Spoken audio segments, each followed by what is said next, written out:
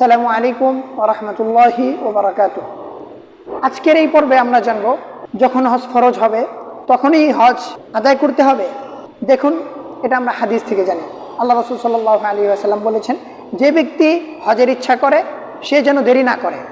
যদি দেরি করে তাহলে সে অসুস্থ হয়ে যাওয়ার একটা আশঙ্কা থাকে, অথবা তার মাল চুরি হয়ে যাওয়ার সম্ভাবনা থাকে। এজন্য তিনি বলেছেন, যখন হজ করার ইচ্ছা করে তখনই যেন হজ আদায় করে নেয়। এক ব্যক্তির উপর হজ ফরজ হয়েছে এবং তার বিবাহেরও প্রয়োজন, সে কি বিয়ে করবে নাকি হজ করবে? ইমাম আবু হানিফা রহমতুল্লাহ আলী বলেছেন সে যেন হজ করে নেয়। তবে ইমাম শাফি রহমতুল্লাহ আলী এখানে দ্বিমত করেছেন। তিনি বলেছেন এটা নামাজের ওয়াক্তের মতো। নামাজের ওয়াক্তের মধ্যে যে কোনো সময়ে যেমন নামাজ পড়ে নেওয়া যায়, তেমনিভাবে যে কোনো সময় হজ করে নেওয়া যায়।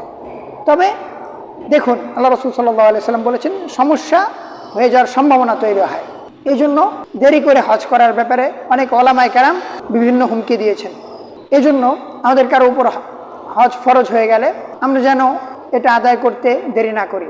আল্লাহ তাআলা আমাদের সবাইকে তৌফিক দান করুন।